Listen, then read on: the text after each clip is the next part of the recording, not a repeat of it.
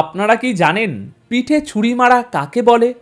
জিওপলিটিক্সে একটা কথা খুব প্রচলিত, আমেরিকা যখন আপনার সাথে হাত মেলায় তখন আপনার পকেটের দিকে নজর থাকে, আর যখন আপনাকে বুকে জড়িয়ে ধরে তখন বুঝবেন আপনার পিঠে ছুরিটা বসানো হয়ে গেছে।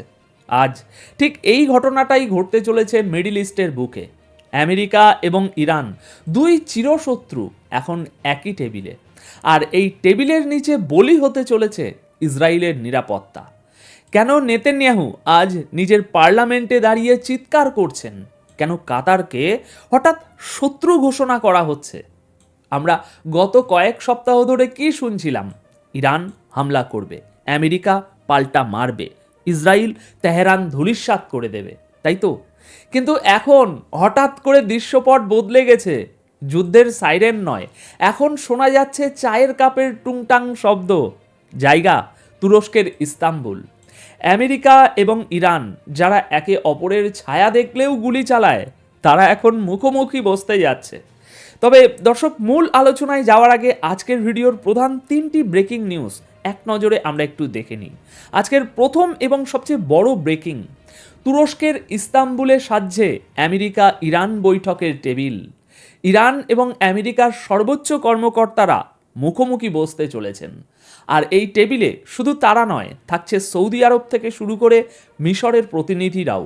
কিন্তু প্রশ্ন হলো, এই ডিল কি ভাই শান্তির জন্য নাকি ইসরায়েলকে সাইডলাইন করার জন্য? দ্বিতীয় এবং অত্যন্ত বিস্ফোরক খবর, ফিনান্সিয়াল টাইমসের রিপোর্ট অনুযায়ী এই ডিলে ইরানের ব্যালিস্টিক মিসাইল নিয়ে কোনো কথাই হবে না। ভাবুন একবার, যে মিসাইলগুলো ইসরায়েলের বুকে আছড়ে পড়ে আমেরিকা সেটা নিয়েই কোনো মাথা ব্যথা দেখাচ্ছে না। তাহলে কি আমেরিকা ইসরায়েলের নিরাপত্তা বেঁচে দিল? তৃতীয় এবং শকিং আপডেট, নিজের সবচেয়ে বড় মিত্রের এই আচরণে এখন প্যানিকড হয়ে পড়ে আছেন বেঞ্জামিন নেতানিয়াহু। তিনি প্রকাশ্যেই ইরানকে চরম হুমকি দিয়েছেন। অন্যদিকে ইসরায়েলের ভিতরেই শুরু হয়েছে আবার আর এক কাণ্ড। এবার কাতারকে শত্রু রাষ্ট্র বা অ্যানিমি স্টেট ঘোষণা করার জন্য বিল আনা হচ্ছে। আসুন সর্বপ্রথম খবরে যাই, লোকেশন ইস্তাম্বুল, তুরস্ক। প্রিয় দর্শক, ইরানের প্রেস টিভি আজ এটা কনফার্ম করেছে যে আমেরিকা এবং ইরান তাদের পরমাণু কর্মসূচি নিয়ে নতুন করে কথা বলতে রাজি হয়েছে। আগামী শুক্রবার অর্থাৎ জুম্মার দিনে এই হাই ভোল্টেজ মিটিং হতে যাচ্ছে।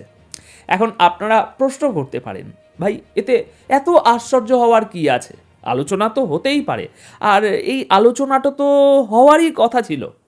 দর্শক, আসল খেলাটা এখানেই। একটু ফ্ল্যাশব্যাকে যান। ডোনাল্ড ট্রাম্প বা আমেরিকান প্রশাসন এতদিন কি বলছিল? ম্যাক্সিমাম প্রেশার, ইরানের উপর সর্বোচ্চ চাপ প্রয়োগ করো, তাদের অর্থনীতি ক্রাশ করে দাও। কিন্তু হঠাৎ এই 80 ডিগ্রি ইউটার্ন কেন? রিপোর্ট অনুযায়ী ইরানের ফরেন মিনিস্টার আব্বাস আরাকাচি এবং আমেরিকার স্পেশাল এনভয় স্টিভ উইটকফ মুখোমুখি বসতে পারেন।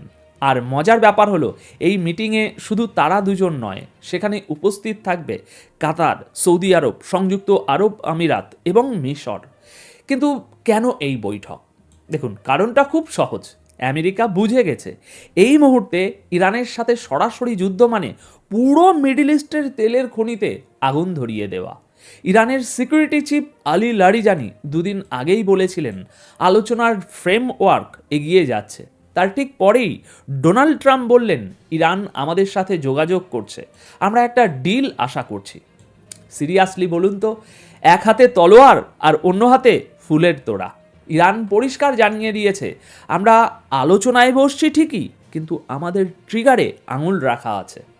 তবে এখানে আমার বিশ্লেষণ হলো, ইস্তাম্বুলের এই টেবিল আসলে ভরসার টেবিল নয়, এটা হলো সময় কেনার টেবিল। আমেরিকা চাইছে আপাতত যুদ্ধটা ঠেকিয়ে রাখতে, আর ইরান চাইছে তাদের উপর থেকে কিছু অন্তত নিষেধাজ্ঞা সরিয়ে নিতে। কিন্তু এই পুরো প্রক্রিয়ায় যাকে বাসের নিচে ফেলে দেয়া হলো সে হলো ইসরায়েল। আমেরিকা যে নিজের স্বার্থের জন্য দীর্ঘদিনের বন্ধুকেও এক সেকেন্ডে ঝেড়ে ফেলতে পারে, ইস্তাম্বুলের এই মিটিং তার সবচেয়ে বড় প্রমাণ। এবার আসি আজকের আলোচনার দ্বিতীয় এবং সবচেয়ে টেকনিক্যাল পয়েন্টে। ফিনান্সিয়াল টাইমস, যাদের খবর সাধারণত ভুল হয় না, তারা একটি গতকাল বোমা ফাটিয়েছে। তারা বলছে আমেরিকা ও ইরানের মধ্যে যে আলোচনা হতে যাচ্ছে সেখানে ইরানের ব্যালিস্টিক মিসাইল প্রোগ্রাম নিয়ে কোনো কথা হবে না। দর্শক, এবার একটু থামুন এবং চিন্তা করুন, ইসরায়েলের জন্য সবচেয়ে বড় ভয়ের কারণ কি? ইরানের নিউক্লিয়ার বোমা? না, নিউক্লিয়ার বোমা তো ওটা ভবিষ্যতের হুমকি। কিন্তু এই মুহূর্তে যে জিনিসটা তেল আবিব বা হাইফাতে আঘাত করতে পারে তা হলো ইরানের হাইপারসনিক এবং ব্যালিস্টিক মিসাইল। ইসরায়েল বছরের পর বছর ধরে আমেরিকার কাছে রীতিমতো মিনতি করে আসছে, যে কোনো ডিলে ইরানের মিসাইল প্রজেক্ট বন্ধ করতেই হবে। অথচ আমেরিকা এখন বলছে না, আমরা শুধু নিউক্লিয়ার ইস্যু নিয়ে কথা বলবো, মিসাইল নিয়ে নয়। এটাকে জিওপলিটিক্যাল ভাষায় কি বলে জানেন? এটাকে বলে হিসেব কষে বিশ্বাসঘাতকতা। আমেরিকার লজিকটা শুনুন। তারা ভাবছে ইরান যদি পরমাণু বোমা না বানায় তাহলেই আমরা নিরাপদ, মানে আমেরিকা নিরাপদ। আর ইরানি মিসাইল, ওটা তো ইসরায়েলে পড়বে, আমেরিকায় তো আর আসবে না। অর্থাৎ ওয়াশিংটন নিজের নিরাপত্তা নিশ্চিত করে তেল আবিবকে বাঘের খাঁচায় রেখে দিল। ইসরায়েলের প্রধানমন্ত্রী নেতানিয়াহু এই খবর পাওয়ার পর থেকে কার্যত পাগলের মতো আচরণ করছেন। তার ভয়, যদি এই ডিল সাইন হয়ে যায় তবে ইরানের উপর থেকে কিছুটা নিষেধাজ্ঞা উঠে যাবে, তাদের হাতে তখন বিলিয়ন বিলিয়ন ডলার আসবে, আর সেই টাকা দিয়ে তারা আরও উন্নত মানের মিসাইল বানাবে, যা শেষমেশ ইসরায়েলের বুকেই আছড়ে পড়বে। মনে রাখবেন, যখন সবাই ভাবছে শান্তি আসছে তখন আসলে যুদ্ধের বারুদ জমা করা হচ্ছে। ইসরায়েলের জন্য এই খবরটি কোনো সাধারণ খবর নয়, এটা তাদের অস্তিত্বের সংকট। আমেরিকা যে কৌশলে মিসাইল ইস্যুটাকে সাইডলাইন করলো তা প্রমাণ করে যে বাইডেন প্রশাসন বা ট্রাম্প প্রশাসন যেই আসুক, দিন শেষে আমেরিকা ফার্স্ট নীতিতেই চলে। বন্ধুর নিরাপত্তা তাদের কাছে সেকেন্ডারি। এখন আসি তৃতীয় পয়েন্টে। কোণঠাসা বাঘ যেমন মরণ কামড় দিতে চায়, নেতানিয়াহুর অবস্থাও এখন ঠিক তাই। আমেরিকা যখন তাকে ইগনোর করছে তখন তিনি নিজের পার্লামেন্টে দাঁড়িয়ে চিৎকার করে বলছেন, কেউ যদি ইসরায়েলে হামলার চেষ্টা করে তবে তাকে এমন পরিণাম ভোগ করতে হবে যা সে কল্পনাও করেনি। তিনি বলছেন, আমরা যে কোনো পরিস্থিতির জন্য একা প্রস্তুত। দর্শক, এখানে এই একা প্রস্তুত শব্দ দুটো খেয়াল করবেন।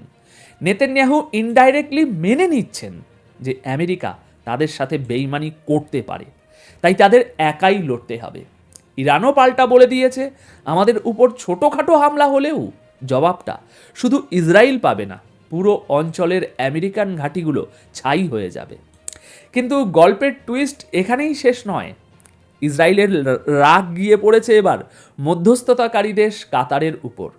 ইসরায়েলের বিরোধী দলীয় নেতা ইয়ার ল্যাপিড, যিনি নেতানিয়াহুর চরম বিরোধী, তিনি ঘোষণা দিয়েছেন গতকাল তিনি পার্লামেন্টে একটা বিল আনবেন। সেই বিলে কাতারকে শত্রু রাষ্ট্র হিসাবে ঘোষণা করা হবে। কি দর্শক, হাস্যকর তাই না? এই কাতারই তো এতদিন যুদ্ধবিরতির চেষ্টা করছিল, আর আজ তাদেরকেই শত্রু বলা হচ্ছে। তবে এখানে একটা পলিটিক্যাল পেঁচ আছে। ল্যাপিড আসলে কাতারকে টার্গেট করছেন না, তিনি টার্গেট করছেন নেতানিয়াহুকে।